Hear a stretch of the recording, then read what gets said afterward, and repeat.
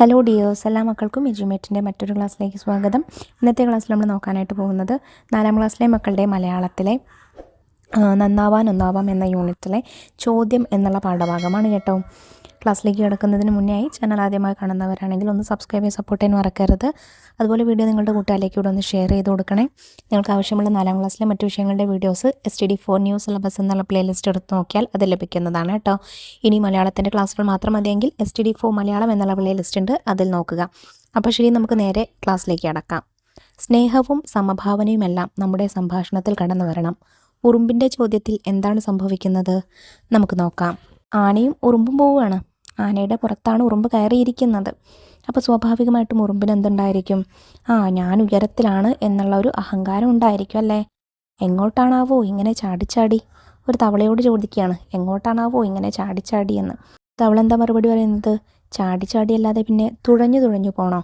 അല്ല പിന്നെ. ശരിയാണല്ലേ, തവളകൾ ചാടിയാണ് പോവാറ്. അപ്പോൾ പിന്നെ ഇങ്ങനെ ചാടിച്ചാടി എങ്ങോട്ടാണാവോ എന്ന് ചോദിക്കേണ്ട ആവശ്യമുണ്ടോ? ഇല്ല. അടുത്തത് ഇനിയൊരു കിളിയെയാണ് കാണുന്നത്. അപ്പം എന്താ കിളിയോട് ചോദിക്കുന്നത്? ഈ പറന്നുള്ള പോക്ക് എങ്ങോട്ടാണാവോ എന്ന് ചോദിക്കുന്നു. പറന്നല്ലാതെ നീന്തിപ്പോണോ? ഓരോ ചോദ്യം കേട്ടില്ലേ. അപ്പോൾ കിളി അങ്ങനെ മറുപടി കൊടുക്കുന്നു. ഇനി അടുത്തത് ഒരു പാമ്പിനെ കാണുന്നു. അപ്പൊ പാമ്പിനോട് എന്താ ഉറുമ്പ് ചോദിക്കുന്നത്? ഇഴഞ്ഞിഴഞ്ഞ് ഇങ്ങോട്ടാ രാവിലെ തന്നെ? ഈ പാവങ്ങളും ജീവിച്ചു പോയിക്കോട്ടെ, അവന്റെ ഒരു അഹങ്കാരം എന്ന് പാമ്പ് തിരിച്ചു മറുപടി കൊടുത്തു. ഒരാളോടും ഒന്നും ചോദിച്ചൂടല്ലോ. ഉറുമ്പ് അങ്ങനെ പറയുമ്പോൾ ആന എന്താ മറുപടി പറയുന്നത്? കൊടുത്തതേ കിട്ടൂ, വിതച്ചതേ കൊയ്യൂ. നമ്മൾ ഒരാളോട് എങ്ങനെയാണോ പെരുമാറുന്നത് അതിനനുസരിച്ചുള്ള പെരുമാറ്റമേ തിരിച്ചും നമ്മൾ പ്രതീക്ഷിക്കാവൂ അല്ലേ. നമ്മൾ ഒരാളോട് സ്നേഹത്തോടെ പെരുമാടിയാൽ അയാളിൽ നിന്ന് നമുക്ക് സ്നേഹത്തോടെയുള്ള മറുപടി കിട്ടും. അതുപോലെ ഒരാളോട് ദേഷ്യത്തോടെയാണ് സംസാരിക്കുന്നതെങ്കിൽ തിരിച്ചും ദേഷ്യമായിട്ട് മറുപടി കിട്ടും. ഒരാളോട് ബഹുമാനത്തോടെ സംസാരിച്ചാൽ നമുക്കും തിരിച്ചു ബഹുമാനത്തോടുള്ള മറുപടി കിട്ടും. അതാണ് പറയുന്നത്, വിതച്ചതേ കൊയ്യൂ, നമ്മൾ കൊടുത്തതേ നമുക്ക് തിരിച്ചു കിട്ടൂ.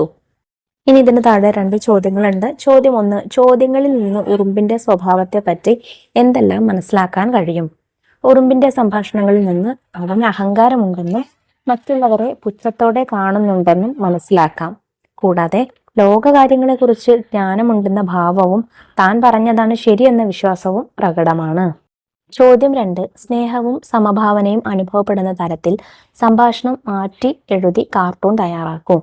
അപ്പൊ കാർട്ടൂൺ മക്കള് നല്ലതുപോലെ വരച്ചു ചേർക്കുക. ഇവിടെ തവളയുടെയും കുരുവിയുടെയും പാമ്പിന്റെയും ഒക്കെ, അതുപോലെ ഉറുമ്പിന്റെയും ഒക്കെ മുഖത്തുള്ള ഭാവങ്ങളുണ്ടല്ലോ. ഉറുമ്പിന്റെ മുഖത്ത് അഹങ്കാര ഭാവമാണെങ്കിൽ അത് മാറ്റി സന്തോഷത്തോടുള്ള ഭാവമാക്കുക. അതുപോലെ മറ്റുള്ളവരുടേത് സങ്കടത്തിന്റെ ഭാവമോ അല്ലെങ്കിൽ ദേഷ്യത്തിന്റെ ഭാവമോ ആണെങ്കിൽ അത് മാറ്റി സന്തോഷത്തിന്റെ ഭാവമാക്കി മാറ്റി വരയ്ക്കുക. എഴുതേണ്ട സംഭാഷണം ഞാൻ നിങ്ങൾക്കൊരു മാതൃക തരാം. നോക്കൂ. ഉറുമ്പ്: കൂട്ടുകാരാ, എങ്ങോട്ടാണ് ഇത്ര തിരക്കിട്ട് പോകുന്നത്? തവള: ഞാൻ ഭക്ഷണം തേടി നടക്കുകയാണ്. ഉറുമ്പ്: ഞാനും അതിനിറങ്ങിയതാണ്. ഇനി അടുത്തത് കുരുവിയെ കാണുന്നു. ഉറുമ്പ്: സുഖമല്ലേ കുരുവി ചേച്ചി, എങ്ങോട്ടാണ് തിരക്കിട്ട് പറക്കുന്നത്? കുരുവി: ഞാൻ എൻ്റെ കൂട്ടിലേക്ക് പോവുകയാണ്. ഉറുമ്പ്: ശരി, പിന്നീട് കാണാം. അടുത്തതായി പാമ്പിനെ കാണുന്നു. ഉറുമ്പ്: എവിടെ പോകുന്നു പാമ്പ് ചേട്ടാ? പാമ്പ്: ഞാൻ ഇര തേടി ഇറങ്ങിയതാണ്. ഉറുമ്പ്: ശരി ചങ്ങാതി, നടക്കട്ടെ. അപ്പൊ ഇങ്ങനെയാണ് നമ്മൾ സ്നേഹത്തോടെ അല്ലെങ്കിൽ സമഭാവനയോട് കൂടിയിട്ട് ഒരാളോട് സംസാരിക്കേണ്ടത്. സംസാര രീതിയിൽ അതിന്റെ ശൈലിക്കനുസരിച്ച് മാറ്റം വരുമെന്ന് മനസ്സിലായല്ലോ. ഒരു കാര്യം തന്നെ നമുക്ക് പല രീതിക്ക് പറയാം. ഇത്രയും കാര്യങ്ങളാണ് ഈ ഒരു കുഞ്ഞു പാഠഭാഗത്തിൽ പഠിക്കാനായിട്ടുള്ളത്. ചെറിയൊരു ഭാഗമാണ്. പാഠഭാഗവും അതിൽ ചെയ്ത 2 ചോദ്യങ്ങളൊക്കെ മക്കൾക്ക് മനസ്സിലായിട്ടുണ്ടെന്ന് വിശ്വസിക്കുന്നു. വീഡിയോ യൂസ്ഫുൾ ആയിട്ടുണ്ടെങ്കിൽ നിങ്ങളുടെ കൂട്ടുകാരിലേക്ക് നമ്മുടെ ക്ലാസ് ഒന്ന് ഷെയർ ചെയ്ത് കൊടുക്കുക.